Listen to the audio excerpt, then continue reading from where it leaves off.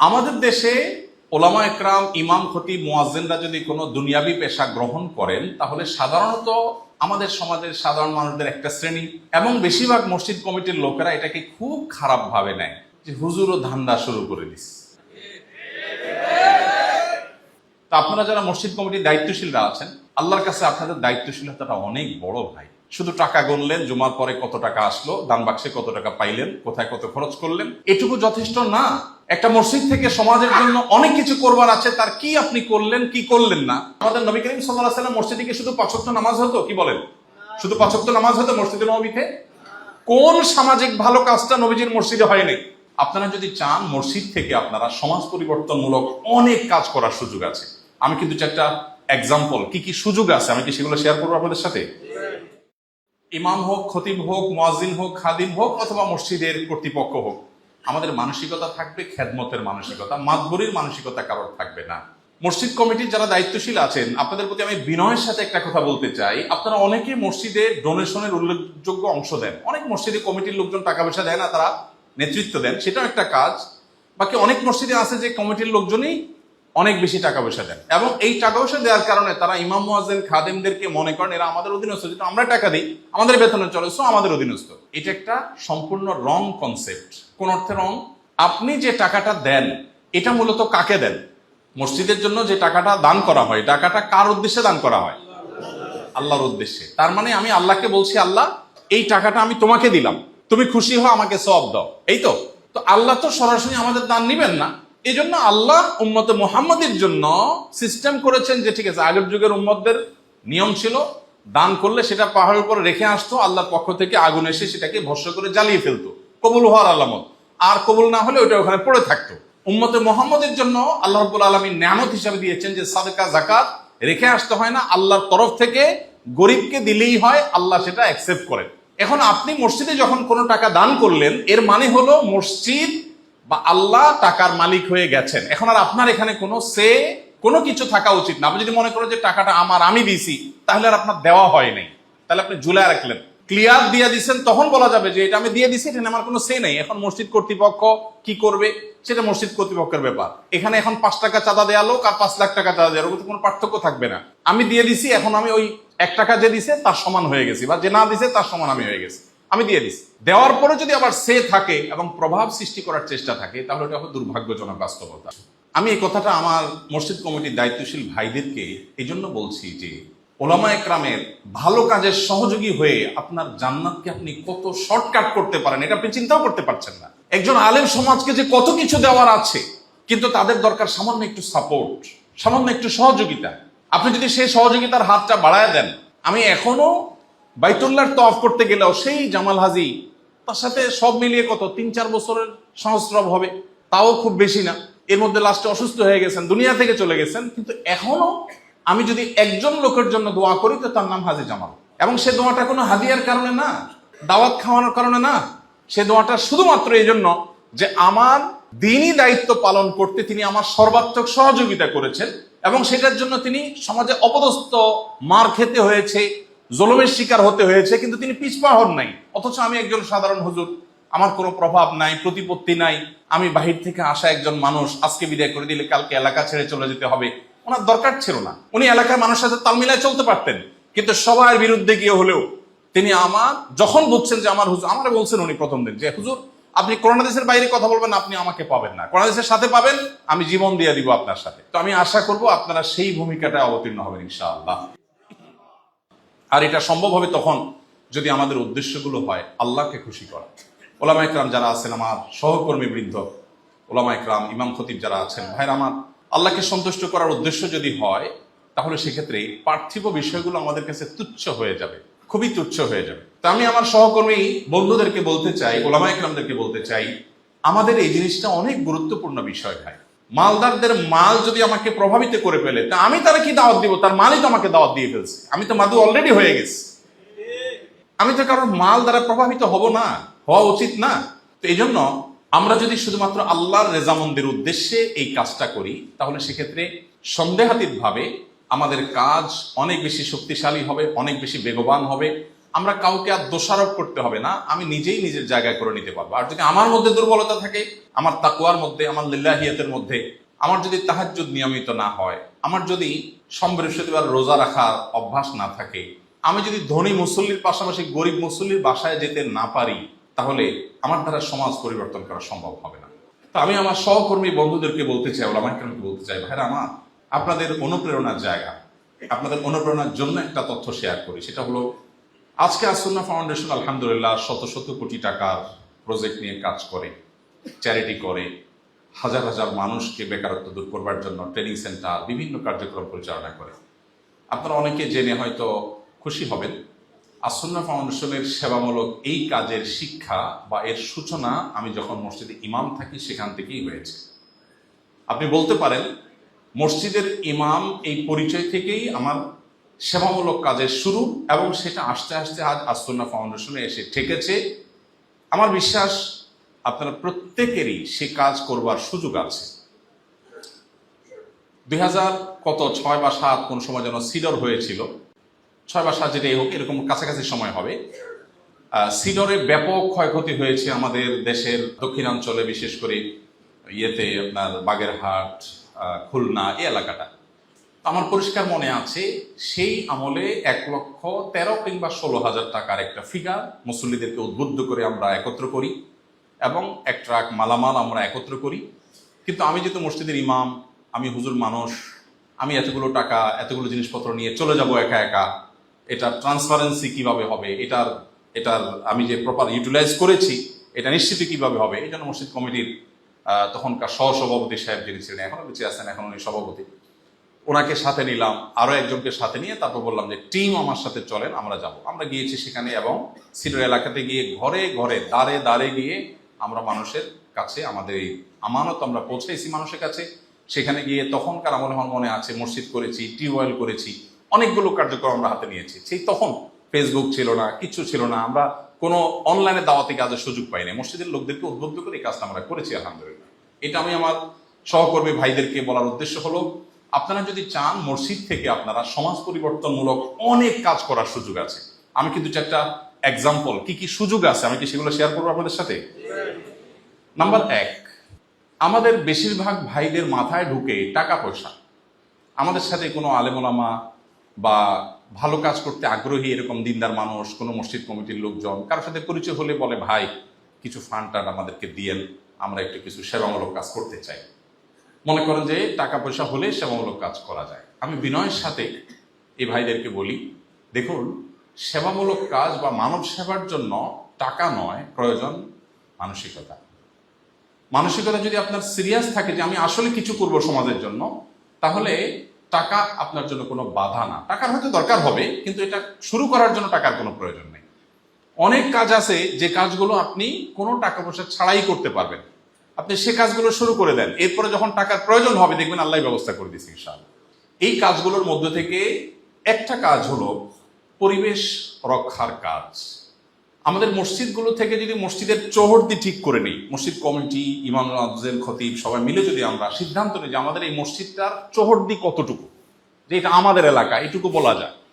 এরপর যদি আমরা ডিসিশন নেই এই এলাকাতে আমরা প্রতিদিন নিয়মিত পরিচ্ছন্নতা অভিযান চালাবো মসজিদ থেকে, এবং খতিব সাহেব নিজে ময়লার বস্তা ধরে বের হবেন, ইমাম সাহেব বের হবেন, মসজিদ কমিটির সভাপতি সাহেব বের হবেন, যার যার সুযোগ আছে বের হবেন। মাত্র 5 থেকে 10 মিনিট, যেটা বাস্তবায়নযোগ্য, অস্বাভাবিক অলিক কোনো টাইম না। ফজরের পরে সবাই মোটামুটি ফ্রি, ফজরের পরে টাইমটা বেশ, রাস্তাঘাটে মানুষজন থাকে না।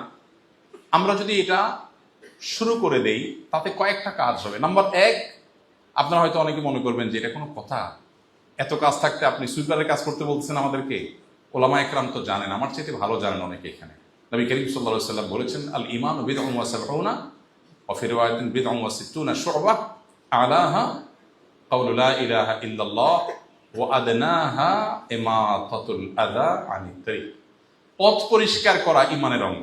পথ পরিষ্কার করা, এই আমলটা আমরা শেষ কবে করেছি? এখানে কি কেউ আছেন বলতে পারবেন যে আমি গত 1 সপ্তাহের মধ্যে একবার রাস্তা পরিষ্কার করেছি? কেউ বলতে পারবেন? 1 ভাই হাত তুলেছেন, 2 ভাই, 3 ভাই হাত তুলেছেন।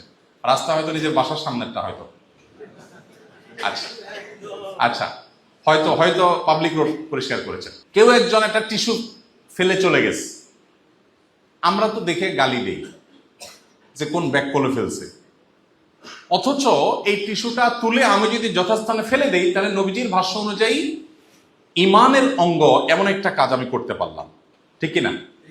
ইমানের অঙ্গের কাজটা হলো না রাস্তা পরিষ্কার করা। আমি ব্যক্তিগতভাবে আমার বাসার আশেপাশে, আমার বাসার সামনে একটা মসজিদ আছে, আমি মসজিদের আশেপাশে এই কাজটা আমি করার চেষ্টা করি, আমাদের বাসার অন্য সদস্যদেরকে নিয়ে করার চেষ্টা করি, আশপাশ সবাইকে আমি উদ্বুদ্ধ করি।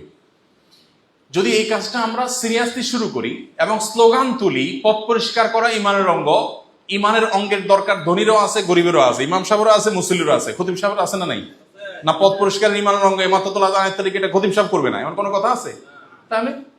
তাহলে আর হীনমন্যতা কিসের? তাহলে পরিষ্কার করতে অসুবিধা কোথায়?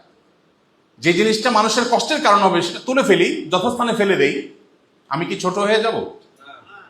প্রিয় ভাইরা আমার, এই একটা কাজ যদি কোনো মসজিদ এলাকা থেকে কেউ শুরু করেন এবং এলাকাকে যদি তিনি চকচকে তকতকে করে ফেলতে পারেন, যুবকদেরকে উদ্বুদ্ধ করেন। দেখুন, এই যে যুবক ছেলে ফেলে আছে, নবী সাল্লাল্লাহু আলাইহি ওয়াসাল্লাম বলেছেন আন্নাসু মাআদিন কামাআদিনিয যাহাবি ওয়াল ফিদ্দাতি যাফাকুহু। প্রত্যেকটা মানুষের ভিতরে অপার সম্ভাবনা আছে। এই যে নতুন বাংলাদেশ উপহার দিয়েছে এই যুবকরাই তো। অতএব এই যুবকদেরকে দিয়ে অনেক কিছু করা সম্ভব। দুর্ভাগ্য তাদের যে তারা যোগ্য নেতৃত্ব পায় নাই, আমরা তাদের কিছু লিডারশিপ দিতে পারিনি। আমরা যদি এলাকার তরুণদেরকে আমরা যদি উদ্বুদ্ধ করতে চাই, এরা ভালো কিছু করতে চায়, সে নেতৃত্ব পায় না। ইমাম খতিবরা যদি দুনিয়ার সামান্য ছোটখাটো লাভের চিন্তাকে সাইডে ফেলে রেখে মসজিদমুখী সমাজমুখী কাজের নেতৃত্ব দেন, আল্লাহর কসম আল্লাহ তাদেরকে ইজ্জত দিবেন এবং বাড়াবেন। তারা যে সামান্য লাভের চিন্তা মাথায় আসে এর চেয়ে অনেক বেশি আল্লাহ তাদেরকে দিবেন। কিন্তু এর জন্য ইমাম সাহেবদের এই কাজ বাস্তবায়নের সবচেয়ে বড় বেশি ভূমিকা রাখার জায়গা হলো মসজিদ কমিটির লোকদের। কমিটির লোকজন যদি ওই যে আমার জামাল হাজির মতো করে বলতে পারে যে হুজুর আপনার যে কোনো ভালো কাজে আমার জীবন যৌবন দিয়ে আমি আসি, আমার বিরুদ্ধে কোনো কথা হলো আপনি মিম্বরে বলবেন, কখনো হীনমন্যতা হবেন না, আমার গায়ে লাগুক, আমি ধৈর্য ধারণ করব, কিন্তু আপনার হক কথা বলতে কেউ বাধা দিতে পারবে না, আমি আপনার সাথে আছি। এরকম মসজিদ কমিটির সদস্য হওয়ার চেষ্টা করা যাবে কি যাবে না? ইনশাআল্লাহ। আপনারা যদি একটু জেগে যান, দেখুন নেগেটিভ পজিটিভ ব্যাটে বলে যদি হয়ে যায় তাহলে যেরকম অনেক কিছু হয়।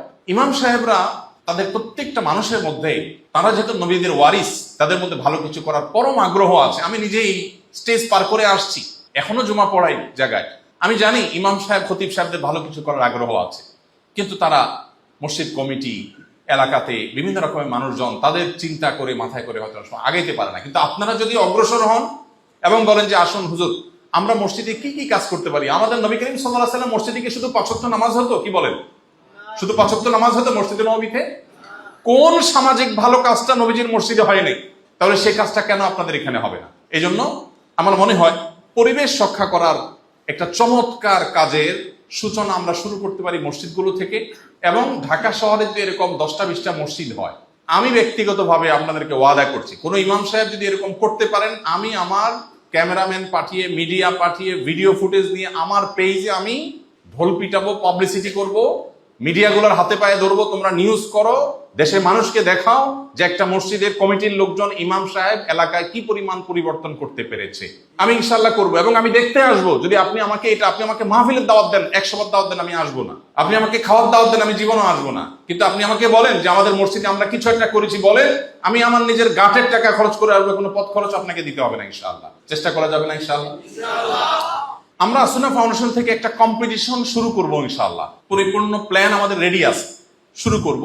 সেই কম্পিটিশনে ইমাম সাহেব এবং মসজিদ কমিটির লোকজনকে আমরা কিছু কাজ দেব। এর মধ্যে এটা একটা পরিবেশ রক্ষা। দেখুন, পরিবেশ রক্ষার নাম দিয়ে কোটি কোটি টাকা লোপাট হচ্ছে। পত্রিকার পাতা খুঁজলে আপনারা দেখতে পাচ্ছেন। প্রকৃত পরিবেশ রক্ষা করার কাণ্ডারি আমরা হতে পারি। 3 লক্ষ মসজিদের বিশাল বড় নেটওয়ার্ক বাংলাদেশে আছে। সকল সরকারি অফিস একত্র করলে মাত্র কয়েক হাজার হয়।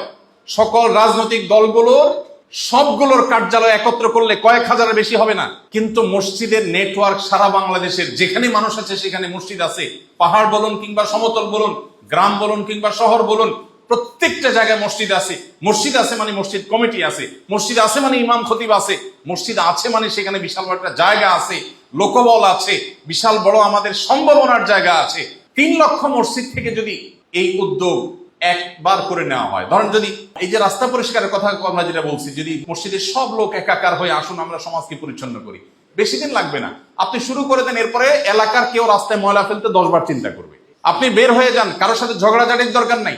যে ফালায় ফালাক, আপনি শুধু পরিষ্কার করেন, দেখবেন যে লোকটা মসজিদের ধারে কাছেও আসে না, সে লোকটারও বিবেকে বাঁধবে না হুজুর নিজে এই ময়লা উঠাইতে আমি দেখছি, তাহলে আমি কিভাবে ময়লা ফেলি। আপনি মাত্র 1 মাস পরিশ্রম করেন, 2 মাস পরিশ্রম করেন, এরপরে বাকি জীবন আপনি দেখবেন আপনার এলাকা মনে হবে ঢাকা শহর থেকে নতুন একটা দেশে আমরা ঢুকছি। আপনার এলাকা ঢুকলে এরকম মনে হবে।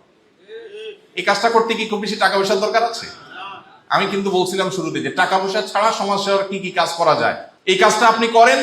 এরপরে আমি তো আল্লাহর উপরে ভরসা করতে পারি, আপনার কাছে লাখ লাখ কোটি কোটি টাকা আসবে, আপনি খরচ করে কুলাবেন না, কিন্তু যেটুকু আপনার টাকা ছাড়া করার সুযোগ আপনি সেগুলো করে দেন। ঠিক একইভাবে মসজিদ থেকে আমরা অনেক কাজ করতে পারি। এর মধ্যে একটা হলো খাবার এক্সচেঞ্জ। এই আইডিয়াটা আমরা অনেকদিন থেকে ভাবছি যে ইমামদেরকে আহ্বান করবো, মসজিদে কমিটিকে আহ্বান করবে এটা শুরু করতে। সেটা হলো যে মসজিদে একটা ফ্রিজের ব্যবস্থা করে, খুব অল্প একটা ফ্রিজের দাম আর কত, দরকার হলে আমরা ফান্ডিং করতে পারি। একটা ফ্রিজের ব্যবস্থা করেন, সেখানে কিছু ওয়ান টাইম বাটি রাখেন এবং বলেন ঢাকা শহরে বেশিরভাগ মানুষের বাসায়, বিশেষ করে যারা একটু সচ্ছল আছেন তাদের বাসায় তরকারি কিন্তু অতিরিক্ত থেকে যায়। এই তরকারিগুলো অনেক সময় বুয়াকে দেন, বুয়া নিজেও খায় না, ফেলে দেয় অথবা নিজেই ফেলে দেন। অথচ অনেক ব্যাচেলর মানুষ আছে, একটু তরকারি পেলে তার বিশাল বড় উপকার হয়। তো যদি মসজিদের মধ্যে সবাই যার যার বাসা থেকে, যাদের বাসা অতিরিক্ত থাকে তারা একটা বাটিতে করে এনে তরকারিটা ঢেলে আবার বাড়িটা বাসায় নিয়ে চলে গেল। আর ফ্রিজে থাকলো, মুয়াজ্জিন সাহেব এটা কন্ট্রোল করলেন, তালিকা করলেন যে আমাদের এলাকার মধ্যে কারা কারা ব্যাচেলর আছেন বা কারা কারা গরিব মানুষ আছেন, তাদের কথা কেউ জানবে না, আমানত শুধু মুয়াজ্জিন সাহেবের কাছে থাকে। তারা কারোর লাগলে এখান থেকে নিবেন মুয়াজ্জিন সাহেবের অনুমতি নিয়ে, ব্যাস। এই কাজটা কি কোনো টাকা পয়সার দরকার আছে? শুধু একটা ওয়ান টাইম একটা ফ্রিজ, ব্যাস। এবং এই ফ্রিজের দাম অনেক বেশি না, অল্প দাম। তাহলে সেক্ষেত্রে আমরা এলাকায় অনেক মানুষের খাদ্য বিতরণের ব্যবস্থা করতে পারি এই অল্প একটা কাজ থেকে। ঢাকা শহরে প্রত্যেকটা ঘরে, এখানে যারা আছেন 100% ঘরে, সবার ঘরে ঘরে অতিরিক্ত ওষুধ আছে যেগুলো ব্যবহার হয় না, আছে না নেই? ডাক্তার দিছে, কোর্স কমপ্লিট করে না রেখে দিচ্ছেন, তার আগে অসুখ ভালো হয়ে গেছে, ওষুধ পড়ে রয়েছে, আছে না নাই? এই ওষুধগুলো কি কাজে করে আমরা ব্যবহার করি? কোনো কাজে ব্যবহার করি? ডেট ওভার হয়ে যায়, ফেলে দেই, ভেঙে যায়, বাচ্চারা নষ্ট করে ফেলে দেয়।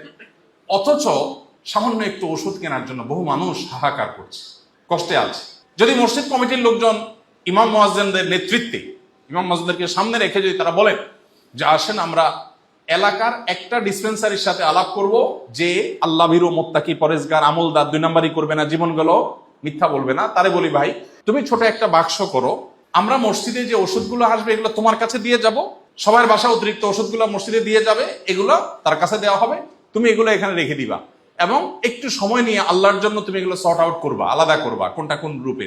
এরপর গরিব মানুষরা যারা আসবে প্রেসক্রিপশন নিয়ে টাকা দিয়ে কিনতে পারবে না, তাদেরকে তুমি ফ্রি ওষুধটা দিবা। কি বলেন, খুব বেশি কঠিন কাজ? এলাকায় প্রত্যেক মসজিদে একজন ডাক্তার, নার্স, এরকম অনেক মেডিকেল এডের মানুষ পাবেন।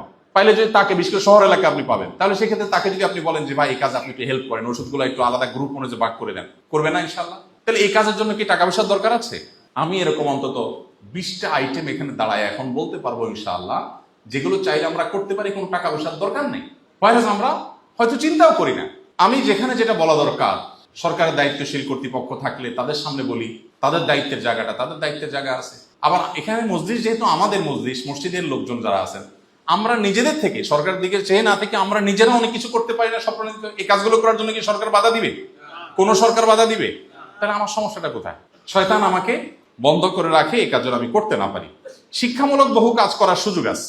শিক্ষামূলক কাজ মসজিদে আমরা কোরআন শিখাই, নুরানি তালিম দেই বা সহি কোরআন শিখাই, আলহামদুলিল্লাহ এটা ভালো, এটা আরো বেগবান করা দরকার আছে। কিন্তু আমি বলি, আপনি মসজিদের আশেপাশে রুম থাকে, বারান্দা থাকে, মাসআলা সাপেক্ষে, মুফতিদের ফতোয়া নেওয়া সাপেক্ষে এলাকার গরিব বাচ্চাদের জন্য কোচিং এর ব্যবস্থা করেন ফ্রি। বহু টিচার আছে ফ্রি পড়াবে, আছে না নেই? অথবা টাকা দিলেন, মসজিদের মধ্যে এই পড়া জায়েজ হবে কিনা সেটা ফতোয়া সাপেক্ষ বিষয়, না হলে আশপাশে কোনো রুমে, কক্ষে, এমন কোনো জায়গায় ব্যবস্থা করেন যে মসজিদের সুযোগ আছে, মসজিদ থেকে উদ্যোগ নেন। দেখুন, সমাজের মানুষ যখন দেখবে ইমাম সাহেব আমাদের সব কাজে আসে, তখন আপনি সমাজের আসলে নেতা হবেন। না হলে আপনি ইমামতি করবেন না, আপনি আমামতি করবেন। আমামতি এক জিনিস আর ইমামতি আরেক জিনিস, আপনারা ওলামা ইকরাম ভালো বুঝেন। আমামতি মানে কি? সামনে যাওয়া। নামাজের সামনে গেছেন, আপনি আমামতি করছেন, আপনি ইমামতি করেননি। আপনি সামনে গেছেন শুধুমাত্র, আপনি সত্যিকারের লিডার হন নাই। লিডার তো তখন হবেন যখন আপনি আপনার প্রত্যেকটা মুসল্লির প্রত্যেকটা সুবিধা অসুবিধা চিন্তা করবেন। আপনি নবী করিম সাল্লাল্লাহু আলাইহি ওয়াসাল্লাম মসজিদে নববীর রোলটা দেখেন না? কেউ আসছেন, তার খাবার নাই, তোমার খাবার নাই, কে আছো তোমাদের, তার খাবার ব্যবস্থা করবো, হাসানা হাদিস। আমরা আমাদের মসজিদ থেকে কোন গরিব মানুষের দারিদ্র্য বিমোচনের জন্য কাজ করেছি বলেন? আমরা চাইলে কেন করতে পারি না? সমস্ত মসজিদগুলোতে, এখানে যারা আছেন মসজিদের দায়িত্বশীল, প্রত্যেকটা মসজিদে ধনীদের তালিকা আছে, কোন মসজিদে গরিবের তালিকা নেই। কেন গরিবের তালিকা নেই? ধনীদের তালিকা আছে কেন? কে কয় বস্তা সিমেন্ট দিবে, কয়টা রড দিবে, কি টাকা দিবে, সব গরিব বড় লোকের টাকা গরিব তালিকা আছে। বড়লোকের তালিকা থাকুক, সেটাকে আমি দোষ দিচ্ছি না, কিন্তু পাশাপাশি গরিবের তালিকা থাকুক, যাতে করে বড়লোক থেকে নিয়ে গরিবকে আপনি দিতে পারেন। এই যে ফিতরা বন্টন, মহল্লার মধ্যে ফিতরা বন্টন, ফিতরা কারে দিবে? মানুষ পেরেশানিতে পড়ে যায়। মসজিদ থেকে যদি প্রপার বন্টন করার উদ্যোগ নেয় মসজিদ কমিটি, ইমাম সাহেব, খতিব সাহেব যদি নেতৃত্ব দেন যে ঠিক আছে গরিবদের তালিকা করি, কারা কারা আমাদের মহল্লায় গরিব আছে, যাদের ফিতরা আছে সব মসজিদ দিয়ে যান, এবং সৌদি আরবে এই জিনিসটা হয়, এবং গরিবদের জন্য প্রপার সিরিয়াল ধরে বন্টন করা হয়। এই বন্টনের মাধ্যমে আমরা তাদের জন্য কাজ করতে পারি, জন্য টাকা পয়সার দরকার আছে নাই। ঠিক এইভাবে বহু কাজ আমরা চাইলে সমাজে করতে পারি। পারিবারিক যে কলহ আছে, এগুলো আমাদের পরিবারগুলোকে শেষ করে দিচ্ছে। আপনি বলেন নবী করিম সাল্লাল্লাহু আলাইহি সাল্লামের মসজিদে ওই যে মহিলা আসছে, ইয়া রাসূলুল্লাহ আমার স্বামী, সে আমার হক আদায় করতে পারে না, আছে না হাদিস? নবীজি স্বামীকে ডেকে বিচার করেন নাই। আবার স্বামী বলছে ইয়া রাসূলুল্লাহ তারা ছাড়া আমি থাকতে পারবো না, বিচ্ছেদ করেন না। রাসূল সাল্লাল্লাহু আলাইহি ওয়াসাল্লাম সুপারিশ করেন নাই যে তুমি একটু দেখো, স্যাক্রিফাইস করো। আমাদের মসজিদে এগুলো হয়? ওয়াই এটা হবে না? আমাদের এলাকার প্রত্যেকটা ছোট বড় ইস্যু আমরা সলভ করতে হবে এবং মানুষকে জানাইতে হবে আমি ইমাম সাহেব। এর জন্য অবশ্যই ট্রেনিং নেওয়ার দরকার আছে। MBTR কোর্স আছে অনলাইনে, আপনি ইউটিউবে দেখেন, পার্সোনাল প্রোফাইল মানুষকে বের করা যায়, বের করে অনেক সমাধান দেওয়া যায়, এবং কাউন্সিলিং এর উপরে বহু কোর্স আছে, এবং কিভাবে মোটিভেশন দিবেন, কিভাবে যাতে কলহগুলো মিট করবেন, এগুলোর উপরে কোর্স আছে। আমরা কি শুধু তালাকের ফতোয়া দিব? আমরা কবে দাম্পত্য কলহ দূর করে একত্র করার ব্যবস্থা করব? তালাকের ফতোয়া তো দিবই, কিন্তু তালাকের ফতোয়া দেওয়ার পাশাপাশি আমরা সম্পর্কগুলো জোড়া লাগাতে কাজ করতে পারি। এর জন্য ইমাম সাহেব যদি বলেন যে আমার নাম্বার সবার কাছে আছে, আপনাদের কারো স্বামী স্ত্রীর মধ্যে যদি কোনো মনোমালিন্য হয়, বউ শাশুড়ির মধ্যে গন্ডগোল হয়, অনুগ্রহ করে আমাকে নক করবেন। আল্লাহর কসম করে বলছি আমি আমানতদারি রক্ষা করব, কারোর সাথে শেয়ার করে নিজের বোর কাছেও বলবো না। আমি আসবো, আল্লাহ জানবে আর আপনারা জানবেন। আমি চেষ্টা করি অন্তত, উদ্যোগটা নেওয়া যায় না ইনশাআল্লাহ? আমি ব্যক্তিগতভাবে এর সুফল পেয়েছি, আমি দেখেছি, এবং সেজন্য আপনাদের সাথে কথাগুলো বলা। পাঠাগার গঠন করা যায়, তারপরে জুমার পূর্বে বই পড়ানো যায়। আমি যে মসজিদে নামাজ পড়ি বাসার সামনে, সেখানে আমি 10-15টা বুথ বসাইছি, যেখানে জুমা পড়াই ওখানে বসাইছি। জুমার আগে মানুষ চুপচাপ বসে থাকে, যে মসজিদগুলোতে একটু আলোচনা ভালো, আগে থেকে মানুষ চলে আসে, মানুষ বসে থাকে। এই টাইমে আপনি মানুষকে বই পড়ান, মুয়াজ্জিন সাহেব বই নিয়ে ঘুরবে, ভাই পড়েন, কোন একটা বই পড়েন, উদ্বুদ্ধ করা যেতে পারে। ঠিক একইভাবে জুমার নামাজের আলোচনার পাশাপাশি সপ্তাহের সবচেয়ে ভালো কাজ এই এলাকা যে করছে, আমি তাকে একটা পুরস্কার দেব। সেটা একজন বোন হতে পারেন। মহিলাদের জন্য তেমন কিছুই হয় না, আমাদের মহিলারা বরাবরের মতো বঞ্চিত মসজিদে, তাদের জন্য আমাদের নানাবিধ উদ্যোগ হতে পারে। তো এই সমস্ত কাজগুলো যদি আমরা করতে পারি, প্রত্যেক সপ্তাহে জুমার দিন যদি জুমার খুতবার আগে পরে যদি আমরা একজন মহল্লাবাসীকে পুরস্কৃত করি, একটা বাচ্চাকে যদি পুরস্কৃত করি, আমি যেখানে বাসা, আমার বাসার ওখানে আমি গত সপ্তাহে পুরস্কৃত করেছি, যে এক দুইটা বাচ্চা আছে মুয়াজ্জিন সাহেবের সাথে মসজিদ পরিষ্কার করতে আসে, স্বপ্রণোদিত হয়ে, কেউ বলে না, বলছে এর পুরস্কার দেওয়া উচিত, তাহলে অন্য বাচ্চারা শিখবে, উৎসাহিত হবে। তো আমরা যদি এক একদিন এক একটা ভালো কাজের উদ্যোগ নিই, তাহলে মসজিদের কারণে এলাকার চেহারা পরিবর্তন হতে আর কিছু লাগবে না ইনশাআল্লাহ। এই যে ভূমিকম্প, আমরা নানান পেরেশানির মধ্যে আছি, নানান মুসিবতের মধ্যে আছি। মসজিদ কেন্দ্রিক যদি ভূমিকম্পে করণীয় কি? ভূমিকম্প হলে, আল্লাহ না করুক একটা মেসাকার হলো, বড় ভূমিকম্প হলো, তাহলে সেক্ষেত্রে উদ্ধার কাজ কিভাবে করবে? মসজিদ থেকে ইমাম সাহেব, কমিটির লোকজন, আপনার ফায়ার সার্ভিসের লোকজনের সাথে যোগাযোগ করেন, ভাই আমাদেরকে ট্রেনিং করেন, এখানে একটা মহড়া করেন, আমরা নিজেরা করি, হিন্দু ভাইদেরকে আমরা হেল্প করি। মসজিদ থেকে যদি দেন, আপনি সত্যিকার ইমাম হয়ে উঠবেন। আপনি আমামতি করতে হবে না আপনাকে, আপনি ইমামতি করবেন ইনশাআল্লাহ বিইذনিল্লাহ। আপনার সামনে মসজিদ কমিটির মুরব্বীরা, আপনার বাবার বয়সী সভাপতি, সেক্রেটারি সব আপনার সামনে শ্রদ্ধা করবে আপনার কাজের কারণে ইনশাআল্লাহ বিইذনিল্লাহ। কিন্তু এই কাজগুলো এক হাতে তালি বাজে না, দুই হাতের দরকার হয়। ইমাম সাহেব, মুয়াজ্জিন সাহেবরা, খতিব সাহেবরা একা পারবেন না, এখানে আপনাদেরও ভূমিকা রাখার দরকার আছে। আল্লাহ আমাদের সবাইকে তৌফিক দান করুন। আমাদের মসজিদগুলো এক একটা যেন মসজিদের নববীর নমুনা এবং আদর্শ হয়ে ওঠে, আল্লাহ আমাদের সেই তৌফিক দান করুন। আমাদের মসজিদগুলো জীবন্ত হোক, কর্মমুখর হোক, বহুমুখী হোক, সমাজমুখী হোক। মসজিদ বা আলেমন আমাদেরকে কেউ সমাজের বোঝা বলবা দুঃসাহস যেন করতে না পারে, সেই ব্যবস্থা আমাদেরকেই করতে হবে ইনশাআল্লাহ। অতএব আমরা যদি উদ্যোগ নিই, সমাজ চেঞ্জ হয়ে যাবে। প্রকৃতপক্ষে আইডিয়া হয়তো আপনাদের অনেকের মাথায় এর চাইতে আরো ভালো আইডিয়া আছে, দরকার হলো বাস্তবায়ন। আইডিয়ার চাইতে দরকার হলো কি? বাস্তবায়ন। আল্লাহ রাব্বুল আলামিন আমাদের সবাইকে সেই তৌফিক দান করুন। আমরা সবাই চেষ্টা করবো তো ইনশাআল্লাহ। মসজিদকে যদি আমরা পরিবর্তন করতে পারি, দেশ পরিবর্তন হবে। 3 লক্ষ মসজিদ পরিবর্তন হলে এই দেশকে কেউ ঠেকাতে পারবে না ইনশাআল্লাহ।